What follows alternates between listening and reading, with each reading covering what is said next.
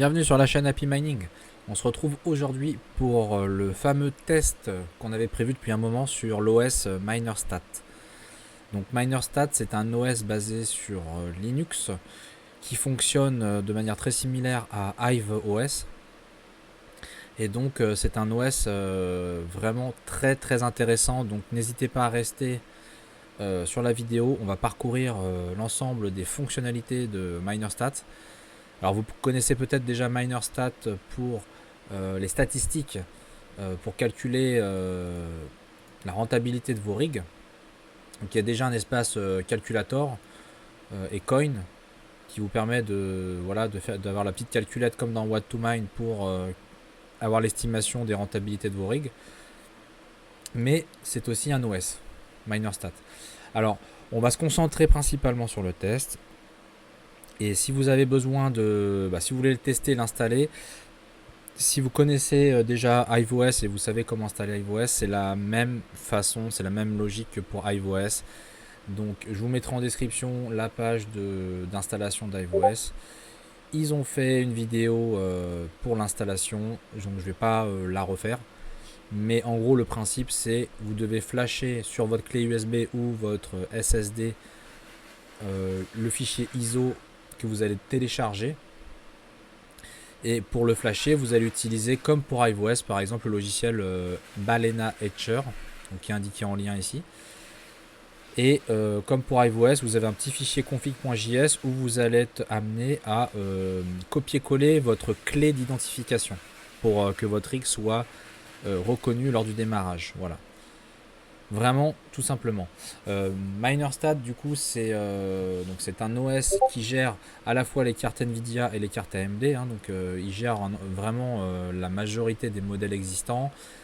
Il gère nativement une quarantaine de miners, T-Rex Miner, B-Miner, LOL Miner, etc. Ça gère les pools, etc. Donc, vous allez voir, c'est vraiment très complet. C'est même parfois plus complet que HiveOS. Vraiment, on a été très emballé par MinerStat et ça peut même donner envie de basculer à MinerStat, sachant qu'il y a une fonctionnalité qu'on va voir un peu plus en détail, qui est le Profit Switching, qui permet de automatiquement sélectionner l'algorithme qui sera le plus rentable pour votre rig selon des critères que vous allez définir, un peu à la NiceHash. Et ça, pour moi, c'est vraiment une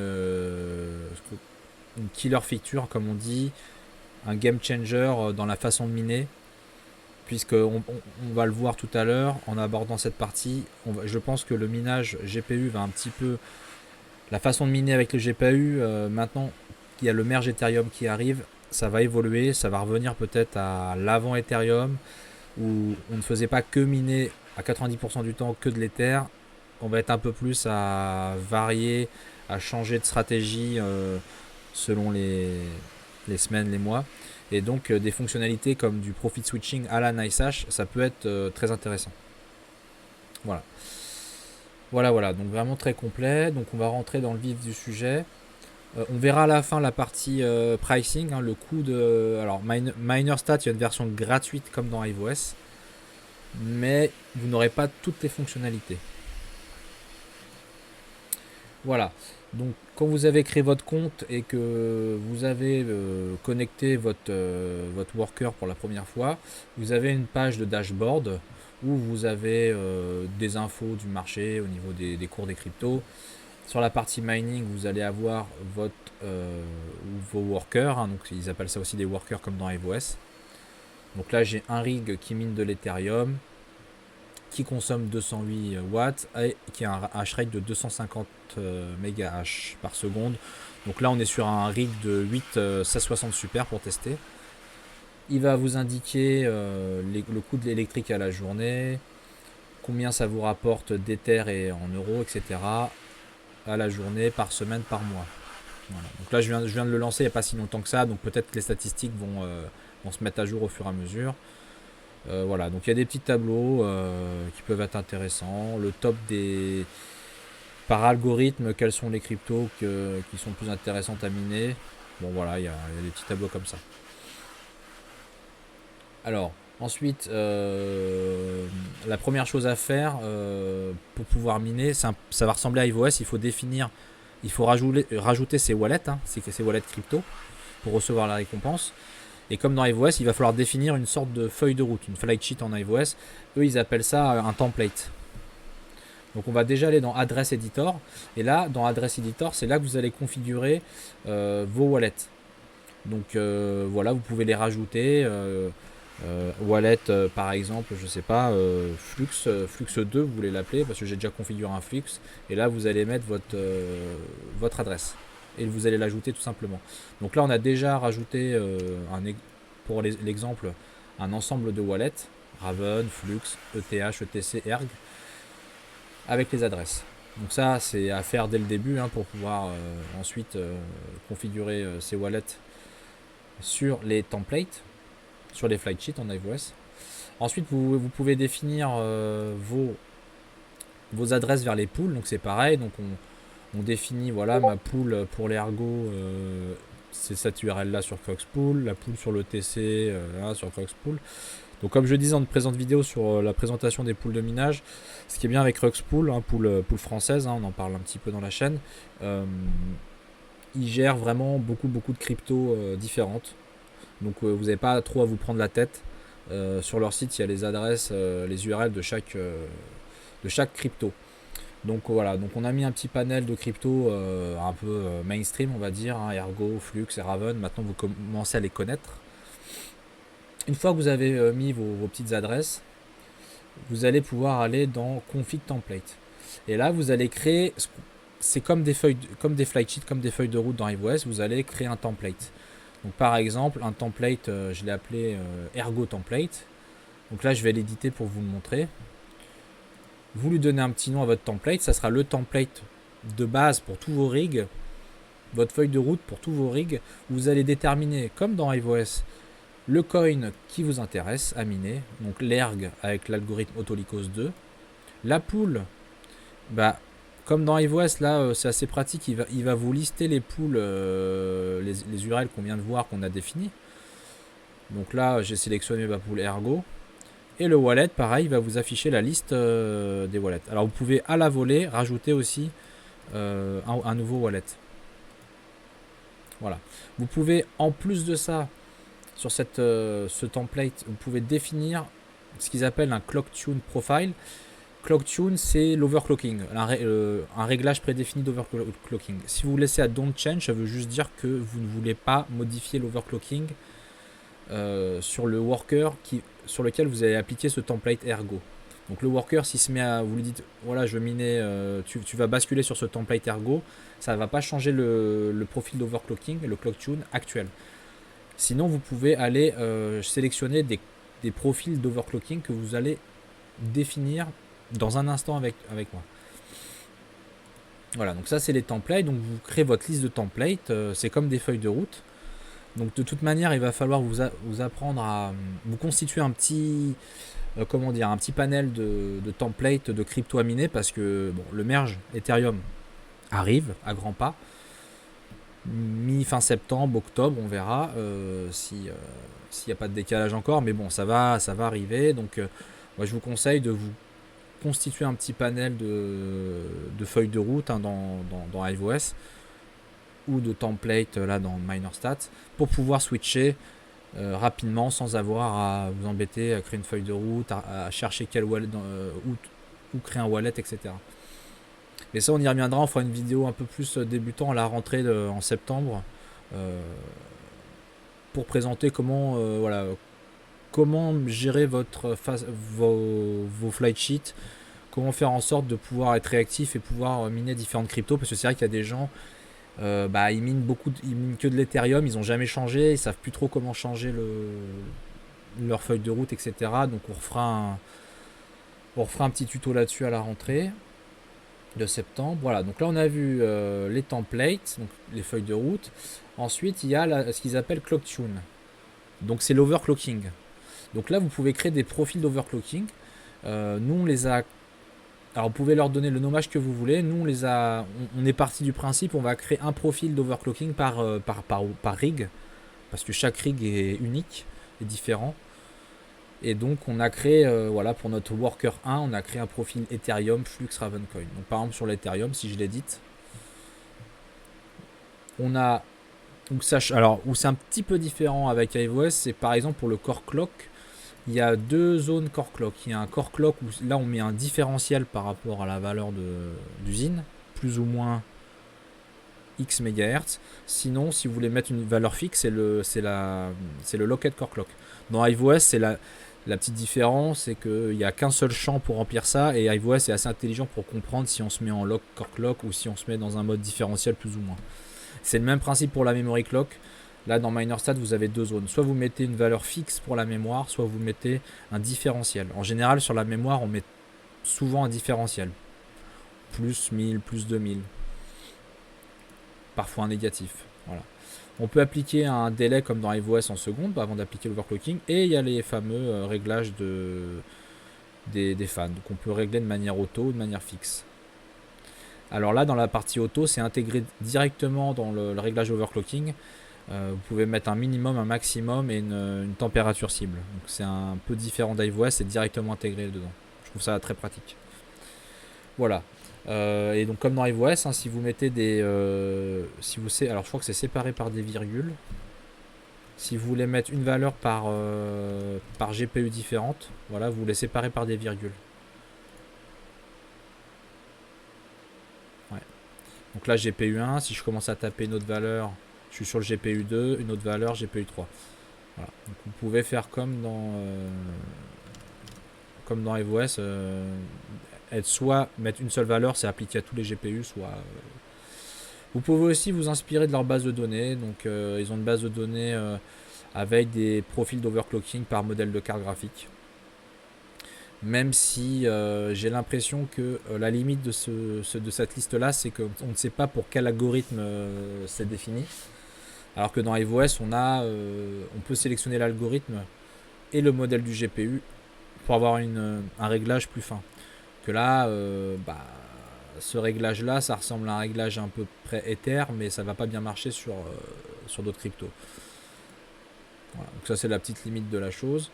Donc on le revoit ici, MinerStat gère des cartes Nvidia mais aussi des cartes AMD. Donc là j'ai pas de rig avec des AMD, mais on a aussi, voilà, ça gère aussi les cartes AMD. Ensuite, donc ça c'est la partie donc ClockTune, donc l'overclocking. Donc on a configuré nos adresses wallet, adresses de pool, on a créé nos templates. Comme les flysheets iOS, pour dire voilà, j'ai une feuille de route Ergo, ETC, ETH. On a créé nos petits profils d'overclocking pour notre rig. Et là maintenant on va pouvoir appliquer tout ça à notre worker. Donc là il y a une zone worker. Donc là vous avez votre tableau avec tous vos rigs. Donc là en l'occurrence on en a un de test qui est déjà en train de tourner sur le TH. Donc si vous allez dessus, vous avez une vision complète du rig. Donc les revenus journaliers, le nombre de GPU, la température max, la crypto qui est minée en cours, le logiciel T-Rex, etc. Vous avez des statistiques sur le hash rate. Vous avez une vision de chaque carte graphique. Alors à la différence d'iOS, la petite chose qu'on n'a pas, c'est le type de la mémoire, qui est des fois bien pratique pour ajuster l'overclocking. Donc des fois c'est de Linux, des fois c'est du Samsung, Micron, etc. C'est la petite info qu'on a dans iOS qu'on n'a pas ici. Voilà, mais sinon on a un tableau comme dans iOS. Et comme dans iOS, vous pouvez modifier directement le clock tune ici, hein, l'overclocking. On retrouve et donc ça va mettre à jour le clock tune qui a été sélectionné pour ce worker là. Donc voilà, directement à la volée. Ensuite on a un menu de contrôle, pardon. Vous pouvez voir les dernières activités qui se sont produites sur le rig. Vous pouvez lancer un diagnostic du rig avec différentes informations sur le rig. Donc, vous pouvez éditer la config du rig. Donc là on va aller voir. Donc vous pouvez regrouper aussi les workers dans un même groupe pour pouvoir appliquer des choses de manière groupée. Là vous allez pouvoir lui définir par défaut son profil d'overclocking. Donc là on a sélectionné le profil Ethereum. On peut activer ou pas, par défaut, désactiver le fameux profit switching. Donc ça, on va le voir bientôt. Vous pouvez définir un client par défaut. Donc je veux que, dans tous les cas, sur ce worker-là, ça soit le logiciel T-Rex qui soit utilisé. Donc là, il y a une série de logiciels qui sont gérés par défaut dans MinerStat. Donc il y en a peut-être un petit peu moins que dans HiveOS. Voilà, donc après, une fois que vous avez sélectionné T-Rex, il va vous proposer de choisir la version de T-Rex, donc la dernière version. Vous allez mettre par défaut le coin que vous voulez miner sur la pool et le wallet. Voilà. Vous pouvez définir un coût électrique moyen pour votre rig en euros par kilowattheure. Vous pouvez mettre une consommation estimée de votre rig, etc.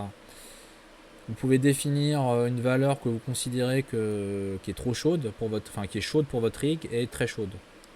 Vous pouvez définir le nombre de devices que vous devez avoir sur le rig pour que lui puisse savoir s'il y a un problème ou pas. Voilà. Donc ça, voilà. Donc on peut configurer le worker comme ça. Qu'est-ce qu'on a d'autre? Donc on peut lui changer, donc comme on a dit, son profil d'overclocking. Là, c'est celui worker 1 Ethereum qui a été sélectionné. Le rig, on peut lui définir un ensemble de tasks. Alors les tasks, on verra plus tard un petit peu, ça fait partie de la version payante. On verra plus tard à quoi ça sert les tasks. C'est quelque chose qui n'existe pas dans HiveOS. Switch, là vous pouvez switcher à la volée sur quel template vous voulez miner. Donc c'est comme les feuilles de route, les flysheets dans HiveOS. En gros, vous allez changer de la crypto que vous voulez miner. Voilà, c'est le switch. Et on peut redémarrer le mineur, on peut rebooter la machine, stopper etc. Éteindre la machine. On peut aussi, système spec, vous avez une vue un peu de notre configuration. Donc on est sur une BTC S37 avec un disque SATA, avec les GPU qui sont indiqués ici. Vous pouvez aussi vous connecter à distance. Là, vous avez la petite remote IP ou local IP. Donc si on clique dessus, c'est comme dans HiveOS, il y a un shell interactif qui va s'ouvrir. Alors ça prend un petit peu de temps, donc on va le laisser tourner. C'est aussi possible d'y accéder en faisant, alors c'est où j'avais vu ça, local console. C'est pareil, il prend un petit peu de temps à se... Ah oui, alors le mot de passe... Ah si, c'est bon. Voilà, donc là vous voyez, on a, comme dans HiveOS, on arrive à être en ligne de commande directement sur le MinerStat, sur la rig. Donc là vous pouvez taper miner par exemple et vous verrez les logs en cours. Donc là c'est des logs que vous êtes habitué à voir, c'est des logs T-Rex. Donc on retrouve nos cartes avec les statistiques, etc. Voilà, donc on peut faire comme dans HiveOS pour cette partie-là. Il n'y a pas de souci. Voilà, donc ensuite, qu'est-ce qu'on peut dire d'autre? Vous avez un système de benchmark, un petit peu comme dans NiceHash. Et ça, je crois que ça n'existe pas dans HiveOS. Donc vous pouvez vous créer un benchmark, vous faites un new benchmark. Vous choisissez sur quel worker vous voulez faire le benchmark. Vous lui mettez un petit nom, mon benchmark. Vous mettez une durée de benchmark. Donc le benchmark, ça veut dire quoi? Ça veut dire vous allez tester votre rig sur différentes algos, différents mineurs, pour voir quelles sont les combinaisons les plus rentables, qui marchent le mieux. C'est un benchmark, un test. Donc là, on peut faire un benchmark de 2 minutes. Et ensuite, voilà, vous allez dire, je veux tester, tiens, je testerai bien... je vais tester l'Autolycos 2 avec le client T-Rex. Là, vous pouvez choisir MinerStat, la partie ClockTune, donc c'est de dire sur quel profil d'overclocking vous allez vouloir le tester, des profils que vous avez créés vous-même ou des profils MinerStat default proposés par MinerStat. Hop, et vous faites une petite liste comme ça. Tiens, je vais tester le BIM H avec LOL Miner, MinerStat default, add. Vous faites votre petite liste et après vous faites Save and Benchmark et le benchmark il va se lancer. Donc là j'ai fait un test, j'en ai lancé un avec de l'Autolycos 2 et du Copo. avec différents profils d'overclocking pour voir les différences. Voilà. Donc ça vous permet d'avoir des petites perfs et de voir c'est quoi le mieux. Donc ça n'existe pas dans HiveOS. Il y a un système d'alerte comme dans HiveOS qui est, on le verra, fournit gratuitement les alertes par email. Vous pouvez avoir des alertes sur la température d'Eric, sur un worker qui se retrouve hors ligne, voilà, etc. Dans la version payante, vous pourrez utiliser Telegram ou votre téléphone. Vous pouvez aussi définir des triggers. Ça c'est pareil, je ne sais pas si ça existe dans HiveOS. Un trigger, c'est une fonction avancée qui permet de se déclencher selon des conditions. C'est un peu un langage de programmation. If GPU température de ma Nvidia est supérieure à 80 degrés, alors stop mining. Vous voyez? Donc c'est des petites choses comme ça qui peuvent être très très pointues, poussées.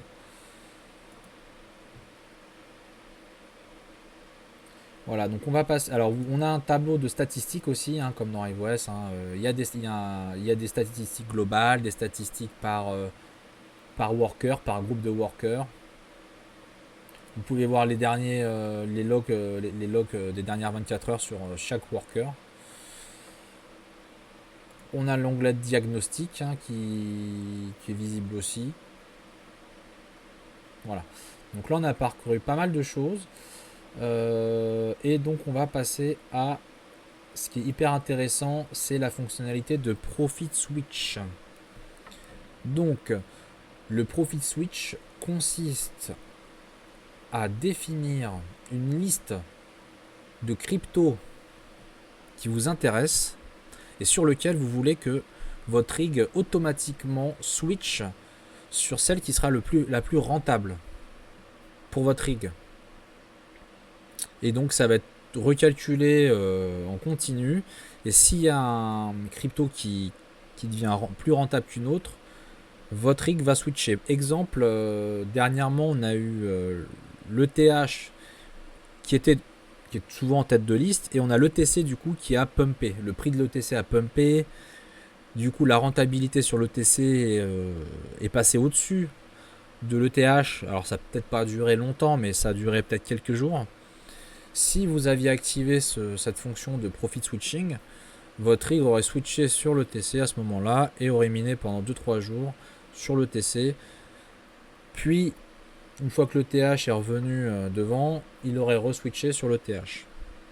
Alors ça vous pouvez configurer, vous pouvez lui dire de ne pas changer tous les jours ou toutes les minutes de switching, parce que c'est contre-efficace de faire comme ça. Mais basé sur une journée ou plus, ça peut être vraiment intéressant de faire ça. Alors comment ça se configure? Donc vous allez définir, alors on parle plutôt d'algorithme, mais pour vous aider il vous met la crypto. Donc vous allez définir votre liste, votre panel de crypto qui vous intéresse à miner, parce que vous ne voulez pas forcément miner tout et n'importe quoi, même si ça apparaît rentable. Enfin, il faut faire attention, il y a des petites cryptos des fois qui vont pumper pendant une demi-journée, une journée, alors que c'est des cryptos vraiment pas connus, qui ont très peu de volume de marché, et ça reste trop spéculatif. En tout cas, à vous de voir. Donc vous définissez vos petites cryptos. Donc là, on va dire que c'est un peu les cryptos qu'on retrouve souvent dans le minage GPU, le TH, le TC, l'Ergo, le Ravencoin. Vous définissez, on va rajouter une pour l'exemple. Donc admettons que vous voulez miner du... Enfin, à la limite peu importe, mais je voulais essayer de mettre du... Alors le flux c'est de l'équillage 125, voilà. Donc vous dites je minais du flux sur ma pool flux, donc c'est la pool, on les a définis dans les adresses editor. Sur wallet flux, là on lui indique combien est pour que lui il soit assez intelligent, le calculateur de profit switching, pour qu'il puisse déterminer combien vous rapporte votre rig sur une crypto-donnée. Il faut bien qu'il aille toutes les infos en main. Donc il a besoin du pool fees, donc en général c'est 1%. Vous pouvez sélectionner un client ou dire en automatique. Donc en général, nous sur le flux, on utilise plutôt mini Z. Voilà, hop, add. Voilà, donc là on a rajouté notre flux. Après, vous pouvez le décocher, l'activer, hein, selon si vous avez changé d'avis en cours de route. Donc là, vous allez automatiquement switcher sur ce panel de crypto. Ensuite, c'est pas magique, il va falloir lui dire quand même pour chaque algorithme quelle est la puissance de votre rig attendue et la consommation. Parce que s'il n'a pas ces infos-là, il va pas pouvoir déterminer la rentabilité du rig. Donc il va falloir, voilà, ça prend 15-20 minutes la première fois pour le configurer, mais après vous êtes tranquille.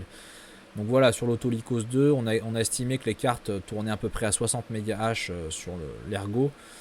x8, on a 480, la consommation estimée est de temps, etc. Après, vous pouvez lancer des benchmarks. Vous pouvez aussi lancer des benchmarks sur toutes les cryptos qui vous intéressent. Et ça vous donnera des données un peu plus fiables, concrètes, pour les appliquer ici. Parce qu'après, vous pouvez cliquer sur le bouton Fill from Benchmark et sélectionner les valeurs d'un benchmark déjà fait précédemment. Voilà. Donc là, on a rajouté l'Equihash 125.4 pour le flux. Donc là, c'est pareil, vous pouvez définir un profil d'overclocking, hein, parce que quand votre rig va switcher de crypto, maintenant vous le savez quand même, c'est pas les mêmes réglages en général d'overclocking. Donc il faut que ça switch aussi là-dessus. Donc si on fait don't change, ça va être dommage ou ça va pas être assez efficace. Donc il faut vraiment définir des profils d'overclocking. Donc le flux c'est en solution par seconde ou en hash par seconde. Donc là, je ne sais plus, je vais mettre une valeur au pif. Non, je crois que sur ces cartes-là, je crois qu'on est à une quinzaine de... Ouais, on doit être à une quinzaine, vingtaine de flux, on va dire 20. Voilà, là ça vaudrait le coup de mettre un. Bon, on va mettre 80, bon, c'est au pif un peu, consommation au pif aussi. On n'a pas fait de benchmark dessus, mais voilà, ça vaudrait le coup de faire un benchmark dessus avant. Voilà, donc on a configuré pour le TH, le TCH, Copo, etc. Là, il nous demande est-ce qu'on veut. Ça, c'est très intéressant aussi. Il nous demande est-ce que quand il switch et qu'il se met à miner sur une nouvelle crypto, donc là, il connaît les valeurs de hash rate en cours et la consommation. Et là, il demande si on veut modifier automatiquement les valeurs qui sont renseignées ici. Et donc en général, je pense qu'il faut mettre oui parce que ça permet d'avoir les vraies valeurs concrètes au moment où il mine dessus. Là, il faut bien mettre votre coût électrique. Par exemple, 15 centimes le kilowattheure. Bah, il a besoin de ça pour déterminer la rentabilité de votre rig. Et là où c'est intéressant et c'est nécessaire, c'est on lui dit la minimum différence en pourcentage. Là, on a mis 5%, ça veut juste dire que si il voit qu'il y a une autre crypto qui est plus rentable que celle qui est minée actuellement, on ne fera le switch que s'il y a un écart de plus de 5%. Donc ça commence à 1%. Et ça, je pense, c'est pour éviter de faire des switches entre guillemets pour rien s'il y a vraiment des très faibles écarts. Donc là, on a mis pour notre exemple, on a mis 5%. Donc on lui dit que tu vas switcher s'il y a une autre crypto qui est plus rentable, qui est 5% plus au moins 5% plus rentable que celle actuelle. Et donc on va régler un intervalle de temps. Donc on va lui dire tu recalcules savoir s'il y a, tu fais le recalcul tous les X minutes heures et pour pas que ça soit trop souvent. Donc nous pour tester on a mis 10 minutes ce qui est le minimum. Mais voilà, vous pouvez très bien dire tous les 24 heures. Alors là, on peut mettre 23 heures. Bon, tous les 24 heures. Tous les 24 heures. 23h50 minutes. Donc je pense que le plus grand qu'on puisse mettre, c'est 24 heures. Donc tous les 24 heures, tu vas regarder s'il n'y a pas une meilleure crypto et switcher. Voilà. On va pas rentrer dans les détails sur les autres paramètres.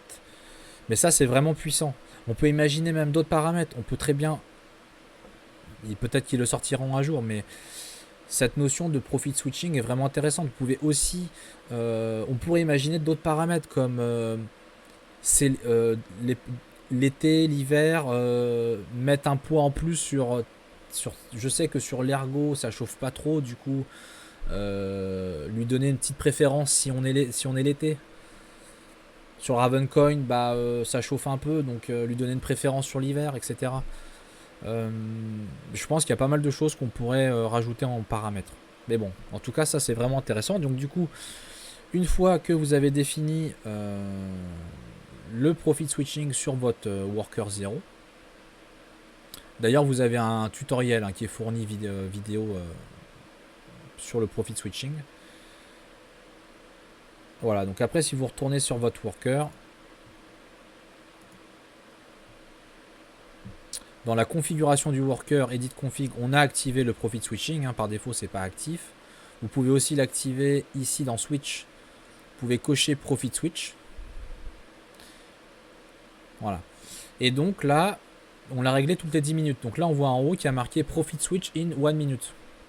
Ça veut dire que dans 1 minute, il va recalculer pour voir c'est quoi le plus rentable. Il y a un tableau en bas, profit switch, où il donne une estimation par rapport aux valeurs qu'on a indiquées de rentabilité. Donc là, il est quand même sur l'Ethereum et il ne risque pas de switcher sur d'autres cryptos. Mais il faut imaginer que avec le merge, c'est pour ça, là on anticipe un petit peu, mais ce genre de fonctionnalité, c'est pour ça qu'on disait que c'est peut-être un game changer. C'est que quand on va arrêter l'Ether, je pense qu'il y aura un peu plus de compétition entre les cryptos. Pour ça, je pense que ça va être un peu plus à changer au cours du temps. Les cryptos les plus rentables, ça sera pas tout le temps l'Ether, même si c'est pas tout le temps l'Ether, mais quasiment tout le temps. Voilà, donc ce genre de fonctionnalité de profit switching est vraiment intéressant et un petit teasing si vous êtes resté déjà presque au bout de cette vidéo. On a prévu chez Happy Mining de développer un logiciel sous forme d'application web qui permettra de faire exactement ça, mais pour votre compte iOS. Voilà, on a prévu de faire ça et ça sera sans doute un logiciel open source et gratuit. Mais bon, ça prend du temps, c'est dans les bacs et on en reparlera plus tard. Peut-être qu'on fera appel aussi à la communauté là-dessus. Mais on a prévu de développer une application à la NiceHash, à la MinerStat, de profit switching pour piloter iOS parce que ça n'existe pas dans iOS et c'est pas prévu. Voilà. Donc on a fait un point avec l'équipe d'iOS et ils ont trouvé l'idée très intéressante et de faire une application par-dessus iOS pour gérer ça. Mais en tout cas, ils n'ont pas prévu de le faire, donc ça peut valoir le coup de le faire. Mais bon, c'est comme tout, ça prend un peu de temps. Et on vous en reparlera prochainement.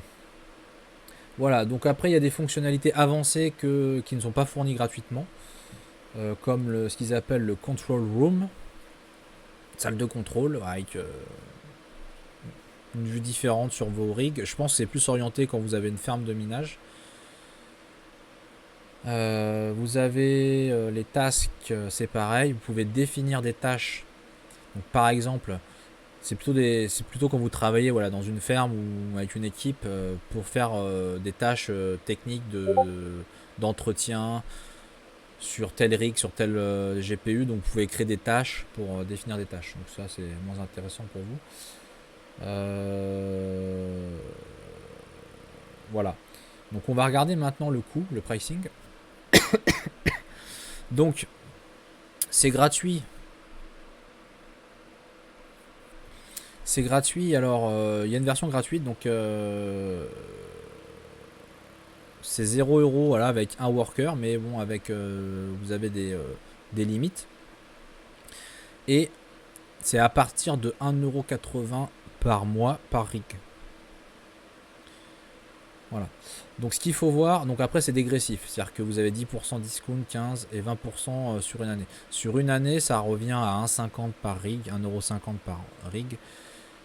Voilà, et à titre de comparaison, dans iOS, si vous dépassez 2 rigs, ça commence à devenir payant et c'est environ 3 $ par mois, par rig. Donc au final, si vous avez plus de 2 rigs, vous devez payer aussi iOS, et iOS est plus cher. Et on peut même voir qu'il est potentiellement 2 fois plus cher. Là, on est à 1,50 par worker par mois, et dans iOS, on est à 3 euros. Voilà. Donc, ça paraît moins cher qu'iOS. Alors après, ça apporte quoi la version payante? Alors, du coup, on a les event triggers. On a la control room. Il y a un scheduler. Bon, je rentre pas dans les détails. Vous avez les fameuses tasks aussi, définir des tasks. Au niveau des alertes, bah, au lieu de pouvoir avoir des alertes que par email, vous avez aussi par mobile sur votre téléphone et en Telegram.